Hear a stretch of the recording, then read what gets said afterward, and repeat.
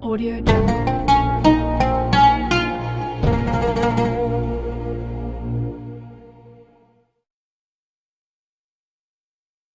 Yasar Sayyidina wa Maulana Muhammadil Mukhtar wa alihi al-athhar wa ashabihi al-akhyar adada ni'amillahi wa ifdalih, amma ba'd.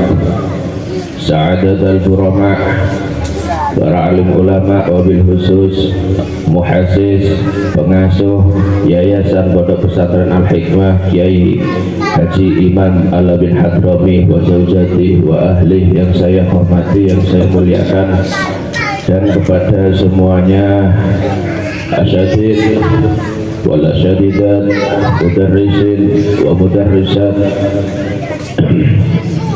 muridin wa muridat, santriyin wa santriyat yang semuanya saya cintai, saya banggakan. Syukur alhamdulillah, di bulan yang mulia kita bisa berkumpul di tempat yang mulia, menghadiri acara yang mulia.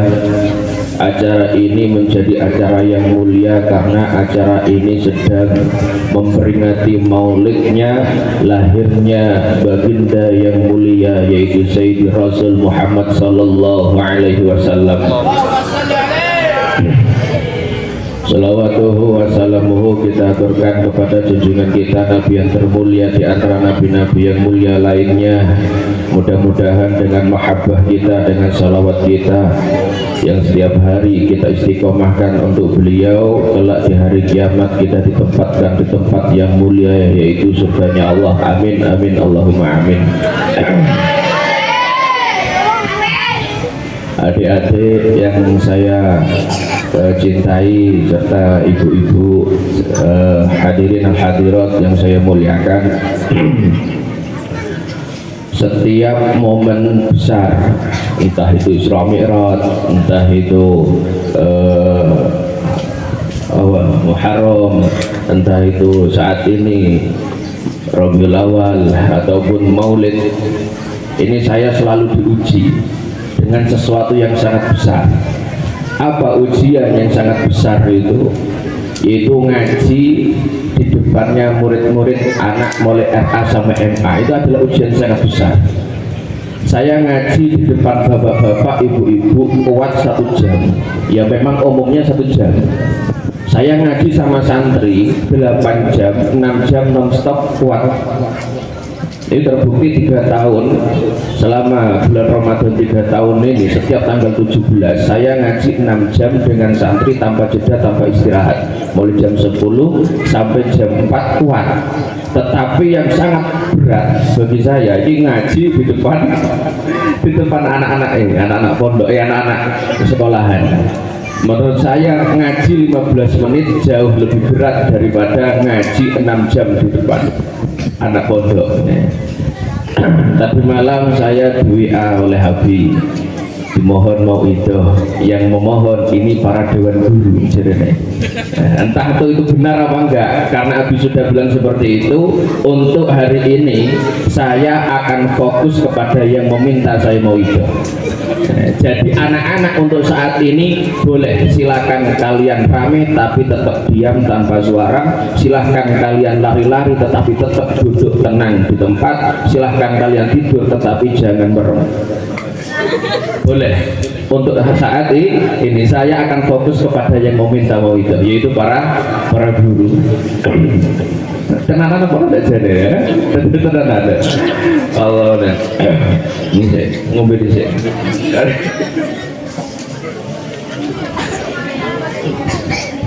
Ibu-ibu, mas-mas, bapak-bapak guru yang saya hormati, salah satu guru saya Allah yarham al-mukarram Romo Yai Mastur Dahlan. Saya ingat dawuh beliau, saya ingat pesan beliau, yaitu apa kata beliau, cuma beliau ungkapkan dalam bahasa Jawa. Kira-kira kalau di Indonesia kan itu seperti ini. jika Allah itu menghendaki seseorang menjadi orang yang baik, maka Allah akan mempermudah orang tersebut untuk melakukan kebaikan-kebaikan. Tetapi jika Allah menghendaki orang itu menjadi orang yang tidak baik, sebaliknya dia akan dipermudah untuk melakukan perilaku atau perbuatan yang tidak baik. Ini kita berangkat dari rumah mengerjakan sesuatu yang baik, yang mulia, yaitu menghadiri acara maulid, yaitu kelahirannya Rasulullah Shallallahu Alaihi Wasallam. Kira-kira kita melangkahkan kaki menuju ke sini, ini berat apa ringan? Ringan. Kalau ringan menuju dalam kebaikan, insya Allah samian semua kita mudah-mudahan dijadikan orang yang baik, dan mudah-mudahan kita dijadikan orang yang dipermudah untuk melakukan kebaikan. Tetapi jika Allah menghendaki orang itu jelek, maka di saat dia diajak baik, maka akan ribuan alasan akan terucap oleh dirinya. Itu pasti diajak melakukan kebaikan, pasti ono alasane wae untuk gak melakukan kebaikan itu. Kalau cuma keinginan, semua orang waras ini pasti menginginkan hidup yang lebih baik, menginginkan melakukan sesuatu yang baik. Tetapi itu hanyalah keinginan. Apalah keinginan? Artinya keinginan kalau tanpa adanya bukti. Kalau katanya Syekh Hatim Al-Asam, man idda'a bila syahadah fada'wahu kadhib, yaitu orang yang mengaku akan sebuah perkara tetapi tanpa adanya bukti, berarti pengakuannya itu dusta. Mudah-mudahan kita dilangkahkan kaki menuju kebaikan ini adalah bukti bahwa Allah itu menghendaki kita semua yang hadir menjadi orang yang baik. Amin Allahumma amin. Begitupun juga dalam hal mengetahui kadar kecintaan kita kepada Rasulullah Shallallahu Alaihi Wasallam. Kalau orang itu benar-benar mencintai Rasulullah, maka pasti lisannya pun akan dipermudah untuk mengucapkan sholawat kepada Rasulullah. Hatinya akan mudah mengingat Rasulullah. Tetapi jika orang itu jauh dari Rasulullah, hanya mengaku cinta kepada Rasulullah, maka lisannya, hatinya, pikirannya berat untuk mengingat Rasulullah. Man ahabba say'an bahwa aksaru dzikruh. Orang yang mencintai sesuatu, dia maka pasti akan banyak menyebutnya. Kita mengaku cinta Rasulullah, tak tanya pasti, bapak-bapak, ibu-ibu, jika tak tanya, pasti jawabannya akan kompak cinta. Sampai cinta kepada Rasulullah, pasti jawabannya tidak akan lain, pasti semuanya cinta. Tetapi bagaimana sholawat kita? Bagaimana hubungan kita dengan Rasulullah? Bagaimana lisan kita? Bagaimana hati dan pikiran kita? Apakah selalu terfokuskan, tercurahkan untuk Rasulullah?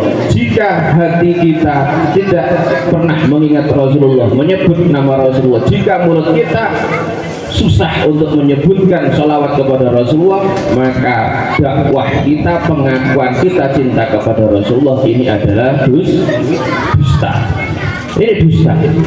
Cinta yang sebenarnya cinta ini seperti cintanya Sayyidina Bilal bin Rabah kepada Rasulullah. Bagaimana cintanya Sayyidina Bilal bin Rabah? Di saat Rasulullah wafat, Bilal bin Rabah gak sanggup lagi hidup di Madinah.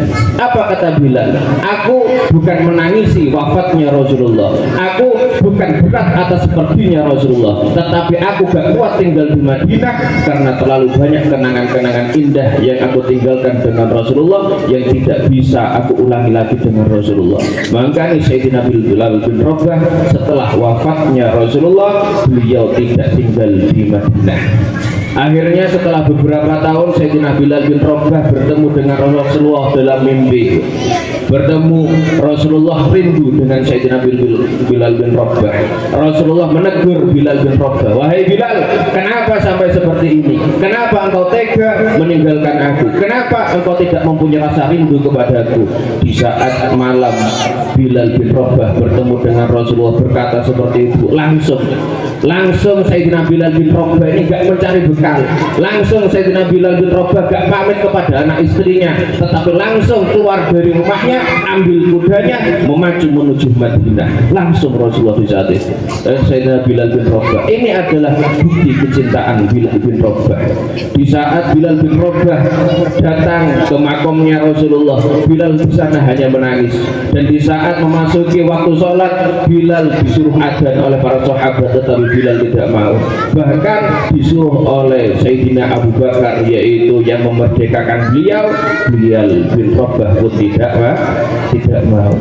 Tetapi di saat itu ada seorang anak, dua remaja yang sangat tampan yang bernama Sayyidil Hasan dan Sayyid Husain datang menemui Bilal bin Rabah. Wahai paman, maukah engkau azan untukku wahai paman?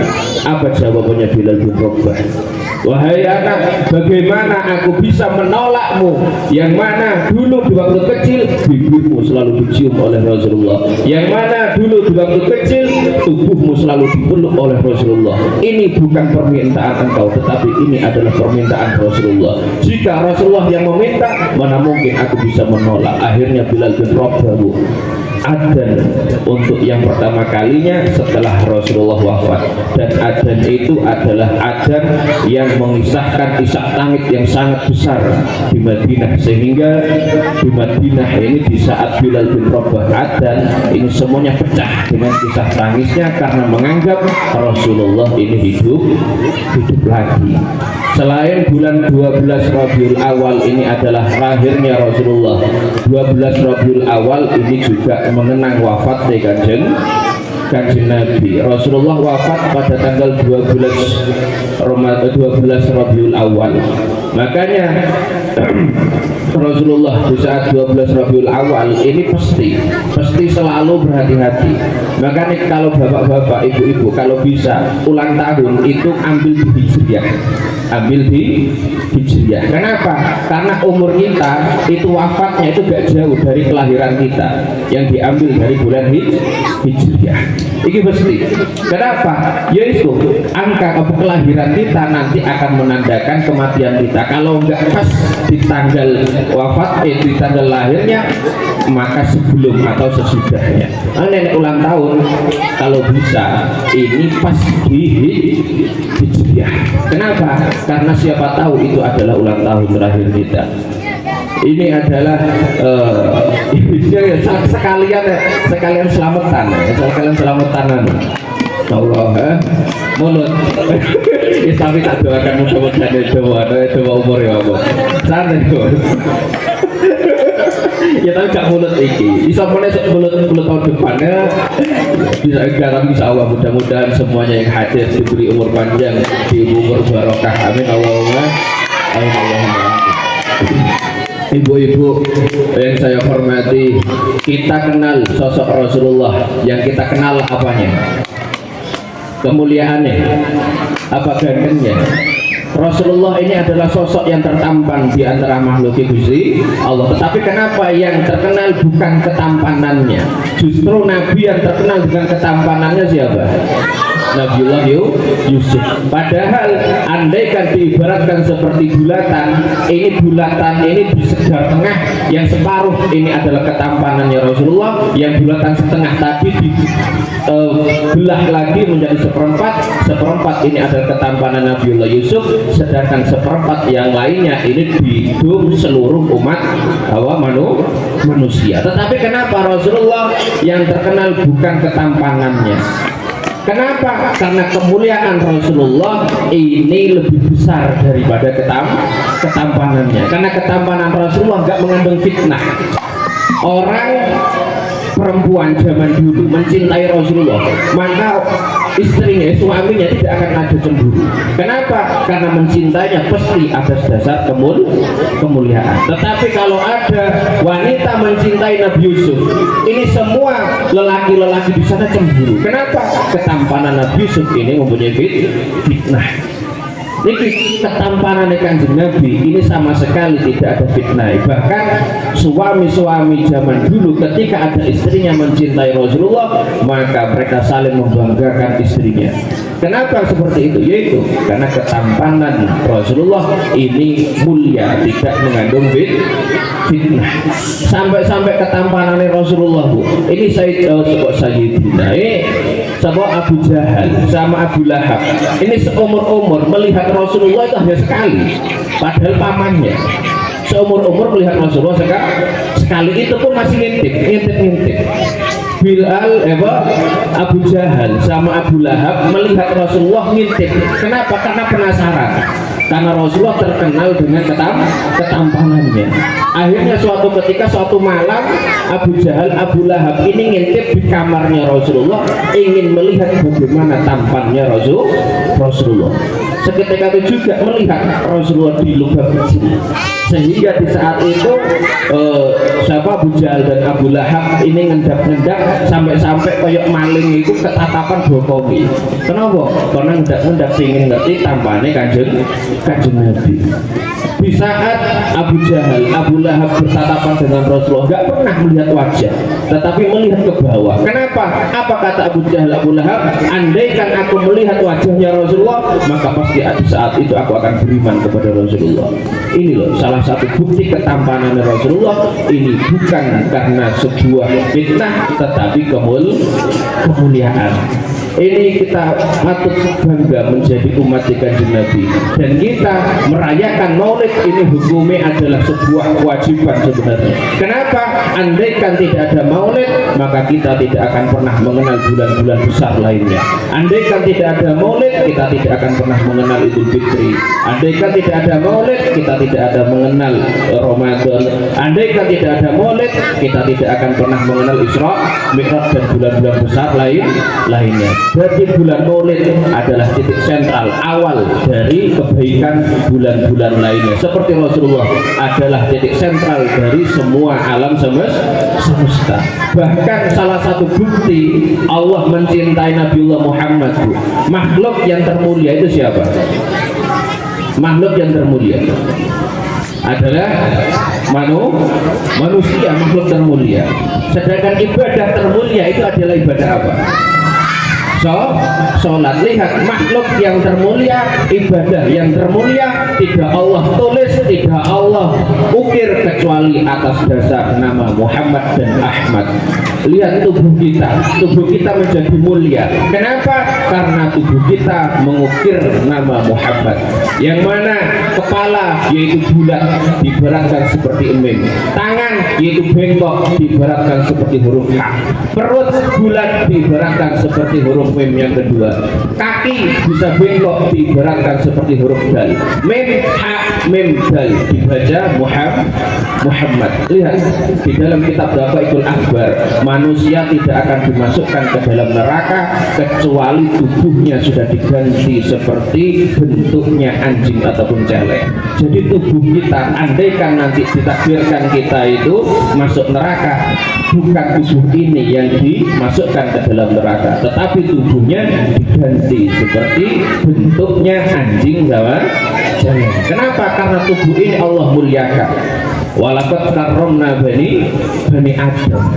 Lihat, sholat adalah sebuah ibadah yang sangat mulia. Allah ukir sholat dengan nama Ahmad, yaitu nama kekasihnya, berdiri seperti huruf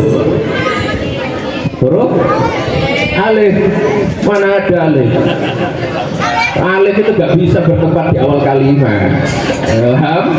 Hamzah, itu Hamzah ini kujenis Hamzah kotok. Hamzah kotok itu apa? Hamzah yang tidak ngaruh di depan atau belakang tetap dibaca. Kalau Hamzah wasol adalah Hamzah yang apabila di tengah ini tidak terbaca, adanya hanya di awal. Hamzah. Iya, Hamzah ada, bukan alif. Andaikan dulu saya mengucapkan alif, berarti mungkin yang salah ya adalah saya. Alif gak bisa bertempat di awal kalimat, adanya tengah sama akhir. Tengah hanya ada alif kalimah, itu hanya berdiri. Di belakang ada dua alif, yaitu alif berdiri sama alif yang bengkok, jenenge alif ladina. Delok ibadah sholat terukir dengan nama yang mulia, yaitu nama Ahmad. berdiri seperti huruf hamzah, rukuk seperti huruf ha, sujud seperti huruf mim, tasyahud akhir seperti huruf dal. Maka hamzah, ha, mim, dal dibaca Ahmad. Lihat begitu cintanya Allah kepada Nabiullah Muhammad, sehingga makhluk yang termulia terukir dengan nama Muhammad, dan ibadah yang termulia terukir dengan nama Ahmad. Itu adalah bukti bahwa Allah mencintai Nabiullah Muhammad. Sekarang kita, apa bukti kita cinta kepada Rasulullah? Ini dijawab sendiri-sendiri. Kalau andaikan kita mengaku kita cinta kepada Rasulullah, berarti kita itu siap membuktikan apa bukti cinta kita kepada Rasulullah, bukan hanya mengaku tanpa adanya bukti, karena pengakuan tanpa bukti adalah sebuah kedustaan. Sekian dari saya, kehilafan dan kesalahan mohon maaf yang besar-besarnya. Wassalamualaikum warahmatullahi wabarakatuh. Waalaikumsalam.